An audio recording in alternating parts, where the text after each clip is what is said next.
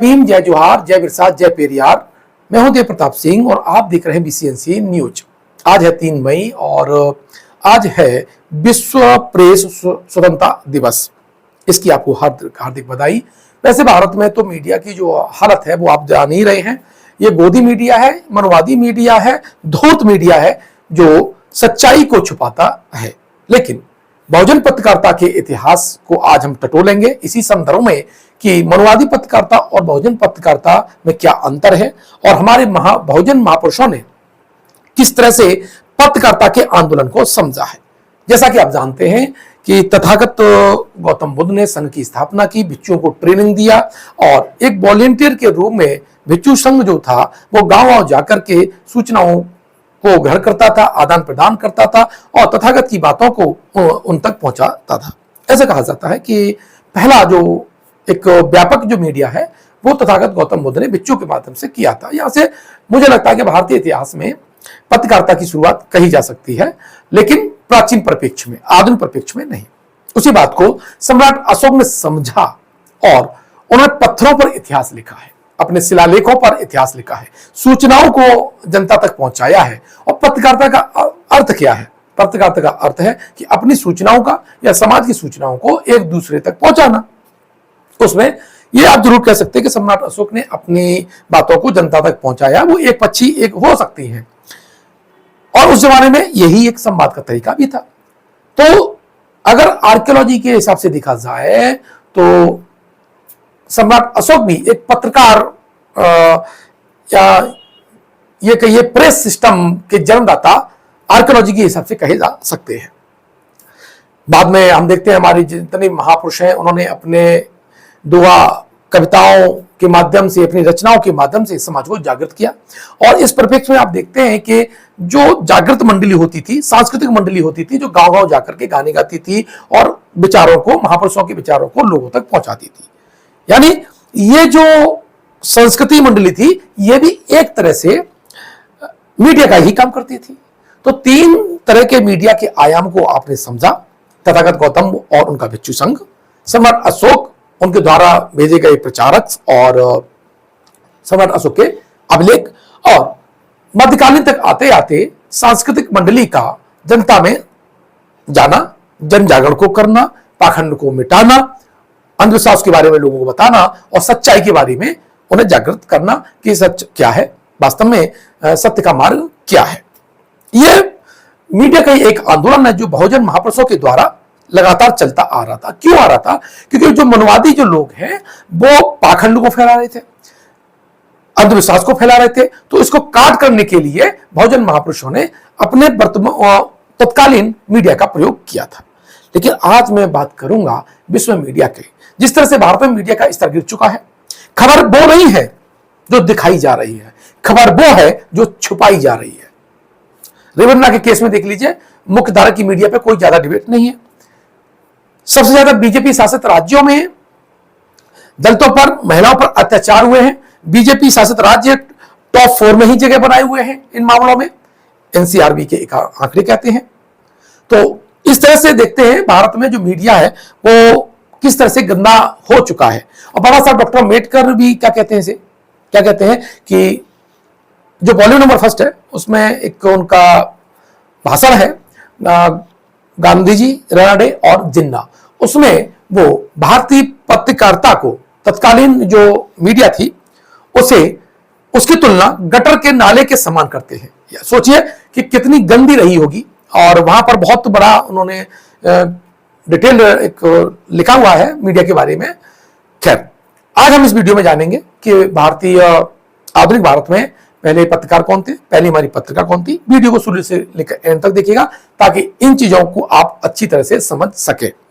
साथ ही चैनल पर पहली बार आए हैं तो चैनल को सब्सक्राइब जरूर कर लीजिएगा और घंटी वाला बटन जरूर दबा दीजिएगा ताकि ऐसे जानकारी वाले वीडियो हमारे आप तक पहुंचते रहे। और यही हमारे कैडर का एक माध्यम भी है। हम बाबा साहब डॉक्टर अम्बेडकर के सपने, जो उनका जो सपना था प्रबुद्ध भारत का निर्माण करना, उसी में कार्यरत हैं और हमारे संघ का नाम है प्रबुद्ध भारत निर्माण संघ। बात करें तो आज यानी 3 मई को विश्व प्रेस स्वतंत्रता दिवस है। उसको आपको, हम सभी को इस दिवस की हार्दिक हार्दिक बधाई और बहुजन महापुरुषों के मीडिया के आंदोलन को हम किसी न किसी रूप में बढ़ाते रहें, यही हम आशा करते हैं। बात करें कि अंग्रेजों के समय जब उनका अत्याचार बहुत रोज पे था या कहिए कि बहुत ज्यादा बढ़ा हुआ था, तो अकबर इलाहाबादी का एक बहुत महत्वपूर्ण शेर है जो कि आपको स्क्रीन पे दिखाई दे रहा होगा। खींचो न कमानों को न तलवार निकालो, जब तोप हो मुकाबिल तो अखबार निकालो। यानी मीडिया की भूमिका, अखबार की भूमिका अकबर इलाहाबादी बता रहे हैं कि जब अत्याचार चरम पे हो तो मीडिया एक बहुत बड़ा अस्त्र के रूप में सहायता करता है। और नेपोलियन जैसा महान शासक वो भी अखबार से डरता है। क्या कहता है? वो कहता है कि चार विरोधी अखबारों की मारक क्षमता के आगे हजारों बंदूकों की ताकत बेकार है। यह नेपोलियन की बात है। तो मीडिया की ताकत को आप समझ लीजिए। इसीलिए बहुजन महापुरुषों ने शुरू से लेकर एंड तक, यानी प्राचीन काल से लेकर आज तक मीडिया को अपने आंदोलन का हिस्सा जरूर बनाया है। हमको भी ये बात समझनी चाहिए। विश्व का प्रथम अगर समाचार पत्र की मैं बात करूं तो जर्मनी में ये निकला था। आपको सारी जानकारी होनी चाहिए, क्योंकि मैं बताऊंगा क्यों जानकारी होनी चाहिए कि हमारे जो प्रथम दलित जो पत्रकार हैं, संपादक हैं, वो वर्ल्ड के मीडिया को, वर्ल्ड की चीजों को अपने समाचार पत्रों में स्थान दे रहे हैं। इसीलिए विश्व मीडिया पर भी आपकी नजर होनी चाहिए और अच्छी खासी नजर होनी चाहिए। विश्व का अगर प्रथम समाचार पत्र में बात करूं तो रिलेशन एलर फर्नेमैन एंड गेडेन करोडेजेन हिस्टोरियन था और यह निकाला था जोहान कैरोलस ने। ठीक है, यह विश्व का पहला समाचार पत्र है। इसकी आप फ्रंट पेज, इसका कवर पेज आप देख रहे हैं। भारत की बात करें तो भारत में जेम्स ऑगस्टस हिक्की, जिनका यह चित्र है, इन्होंने क्या निकाला? बंगाल गजट निकाला। ऊपर दिखाई दे रहा होगा, यह भारत का पहला समाचार पत्र था। इन्होंने सरकार की आलोचना की तो फलस्वरूप इसे बंद हो जाना पड़ा इस अखबार का। तो सरकार हमेशा डरती है किससे? अखबार से, मीडिया से। इसीलिए आपको, हमको मीडिया के रूप में भी कार्य करना चाहिए। लेकिन बात करें प्रथम दलित पत्रकार की तो वो एक सूर्य, भारतीय पत्रकारिता का जिसे सूर्य कहा जा सकता है, जिसकी लेखनी ने तत्कालीन पाखंड पर, अंधविश्वास पर, हिंदू धर्म की कुरीतियों पर वो जबरदस्त प्रहार किया। उनका वो सबका पोस्टमार्टम किया जिससे मनवादी तिल मिला उठे होते। और वो शख्स है, वो है गोपाल बाबा बलंकर। 1888 में इन्होंने एक पुस्तक लिखी, उसका नाम था बिटाल विध्वंसन। इसमें उन्होंने बड़ा खतरनाक तरीके से हिंदू धर्म का पोस्टमार्टम ही नहीं किया, तत्कालीन कुरीतियों पर हमला बोला, देवदासी जैसी प्रथा पर, सती प्रथा पर, तत्कालीन जो हिंदू धर्म की बुराइयां थी जिससे समाज कोढ़ग्रस्त हो चुका था, उनकी जबरदस्त आलोचना की। साथ ही शोषणकारी व्यवस्था की आलोचना की उन्होंने। अपनी लेखनी से वो उस पर तत्कालीन समाज को जागृत कर रहे थे। और उन्होंने अपनी रचनाएं, जो छुटपुट रचनाएं थी, अखंड रचना जिन्हें कहते हैं, हिंदू धर्म के जो उस वक्त के शंकराचार्य थे, तत्कालीन धर्माचार्य थे, उनसे उन्होंने खुला ओपन चैलेंज देते हुए 26 सवाल पूछे थे। उससे मनवादी जो ताकतें, उनकी जड़ें हिल गई थी। बातें जानते ही है, क्रांति के, जब क्रांति होती है तो प्रतिक्रांति भी होती है। तो बहुत बड़ा मनवादी समूह इनका आलोचक भी हुआ था। 1894 में, अब देखिए कितना गंभीर है समाज के अधिकारों के प्रति, गोपाल बाबा बलंकर ने 1894 में अछूतों को फौज में भागीदारी के लिए सरकार को आवेदन दिया था। इसका उल्लेख हमने किया है। और एक दापोली प्रकरण है, और वहां पर सवर्ण लोगों ने अपने बच्चों के साथ अछूत बच्चों को बैठने के लिए मना कर दिया था। इस प्रकरण पर भी उन्होंने उस वक्त की तत्कालीन व्यवस्था को, लोगों की जबरदस्त आलोचना की थी। यह लेखनी का दम होता है। आज हम लोग को लिखने से डरते हैं, तो यह हमारी कायरता है। अगर आप स्पष्ट रूप से संवैधानिक तरीकों से नहीं लिखते हैं तो गोपाल बाबा बलंकर इसके एक सितारे हैं। उनकी लेखनी, उनकी प्रज्वलता यह बता रही है कि तत्कालीन समाज पर, सरकार पर वो किस तरह से लिखा करते थे। बात करें राष्ट्रपिता ज्योतिबा फूले, जो आरंभिक में जो पत्रकारिता हुई है, उसके पीछे अगर कोई शख्स है तो है बाबा साहब के तीसरे गुरु राष्ट्रपिता ज्योतिबा फूले। इन्हीं के समय, इन्हीं के विचारों से प्रभावित होकर के एक दीनबंधु पत्रिका निकाली गई और ये निकाली 1 जनवरी 1877 को। यह प्रथम समाचार पत्रिका बहुजनों की कही जा सकती है। बहुत से लोग उसे गैर ब्राह्मण पत्रिका भी कहते हैं, लेकिन हमें लगता है कि इसके लिए सीधे सीधा बहुजन समाज की पहली पत्रिका, आधुनिक भारत की पहली पत्रिका इसे कहा जा सकता है। इसको चलाने में कृष्णराव भालेकर, नारायण मेधाजी लोखंडे, दामोदर यंदे और वासुदेव वर्जे का बहुत बड़ा योगदान रहा है। नीचे के जो लोग हैं उन्होंने आर्थिक रूप से काफी इसमें हेल्प की है। इसीलिए इस आंदोलन को जीवित रखने में जिन जिन महापुरुषों ने, जिन जिन लोगों ने आर्थिक सहयोग किया, शारीरिक सहयोग किया, बौद्धिक सहयोग किया, उनका नाम लेना हमें बहुत जरूरी हो जाता है। लेकिन 1920 यानी बाबा साहब के आंदोलन के आरंभ से जस्ट पहले का अगर हम रूपरेखा देखा जाए तो वहां पर भी 3 पत्रिकाओं का हमें उल्लेख पाते हैं जो समाज को जागृत कर रही थी, जिसमें से एक है जागरूक, दूसरी जागृति और तीसरी विजयी मराठा। यह जागरूकति उनका जो अंक है जिसका जिक्र किया गया है 19 जुलाई 1917 का बालचंद कोठारी का है। ये जो पत्रिका है वो आपकी है जागृति 25 अक्टूबर 1917 है, ध्यान रखिएगा। ये बालचंद कोठारी नहीं है, भगवंत राय है इसके, ठीक है। तीसरी है विजयी मराठा और ये 1 दिसंबर 1919 को छपी हुई थी और श्रीपद राव शिंदे ये इसको चला रहे थे। यानी 1920 तक बात करें तो ये 3 पत्रिकाएं हम मौजूद पाते हैं बहुजन समाज के बीच में। तो अब आप समझ लीजिएगा कि जो बौद्धिक जो आंदोलन है, मीडिया का जो आंदोलन है, हमारा कभी कमजोर नहीं रहा है, ठीक है। इसलिए इस बात को आपको समझना पड़ेगा। अब बात करते हैं प्रथम दलित संपादक की, और प्रथम दलित संपादक हैं वो है शिवराम जानवा कांबले। इनका ये तस्वीर आप देख सकते हैं, फोटो देख सकते हैं। 1904 में शिवराम जानवा कांबले ने श्री शंकर प्रसाद की सोमवंशी हित चिंतक मित्र समाज नामक संस्था की स्थापना की और इसी नाम से इन्होंने एक लाइब्रेरी भी स्थापित की थी। और बहुजन समाज के यानी दलित समाज के शेड्यूल कास्ट से आने वाले ये पहले संपादक माने जाते हैं, कहे जाते हैं शिवराम जानवा कांबले। यहां पर हम देखते हैं तो इन्होंने एक समाचार पत्र निकाला और उसका नाम था सोमवंशी मित्र।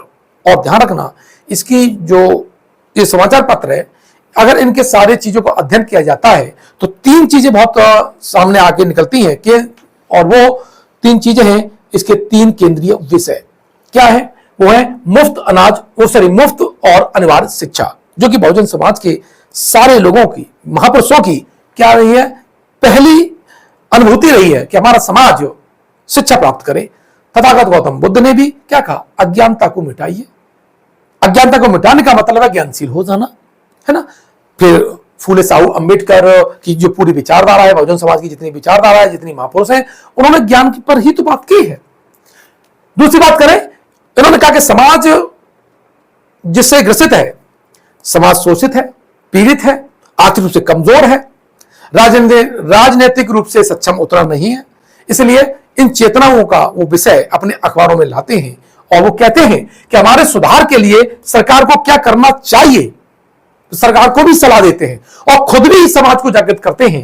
यानी राष्ट्रीय उनका चेतना और महिला उत्थान के जो विषय है, राष्ट्रीय चेतना एक बहुत बड़ा व्यापक विषय है।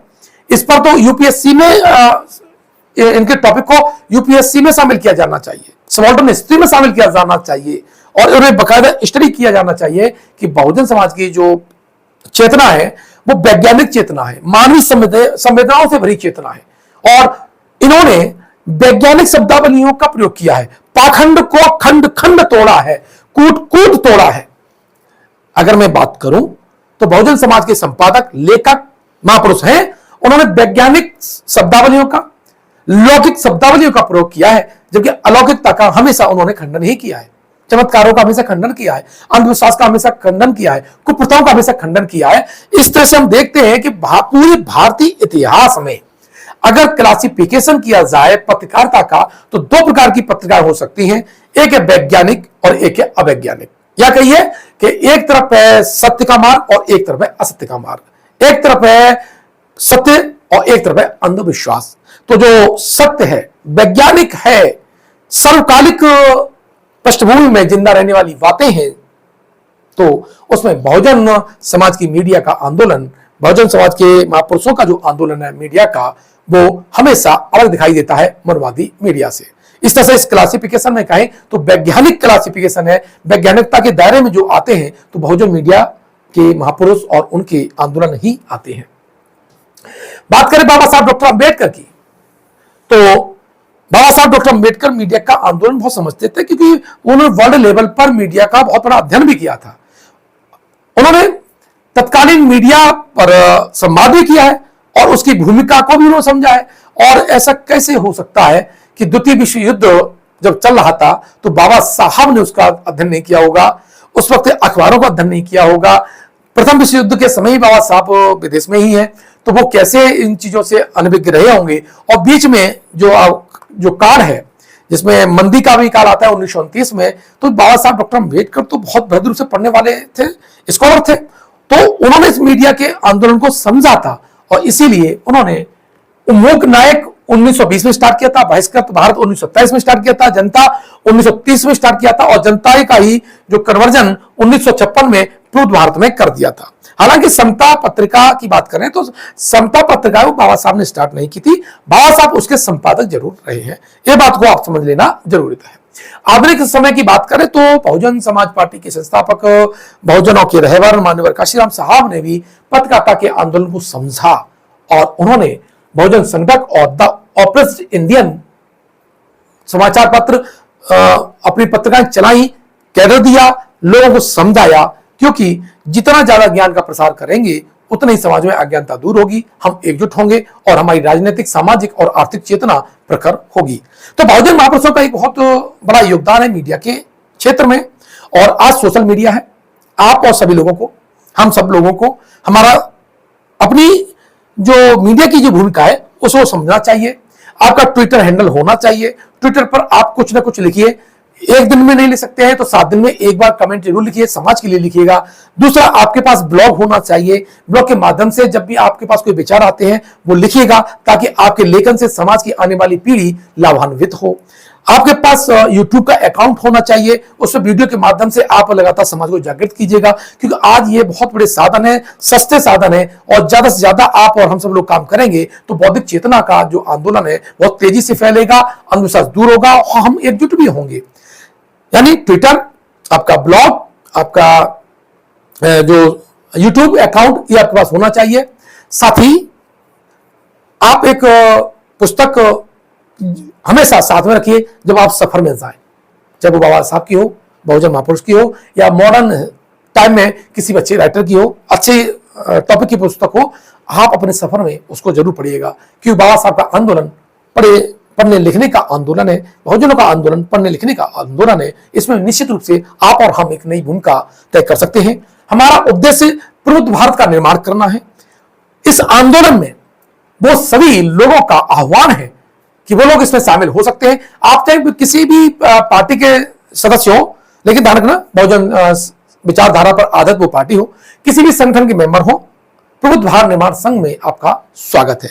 यह केवल आपके सामाजिक चेतना, बौद्धिक चेतना, आर्थिक चेतना का समाज के लिए उपयोग होगा, ताकि आने वाली पीढ़ी उससे लाभान्वित हो।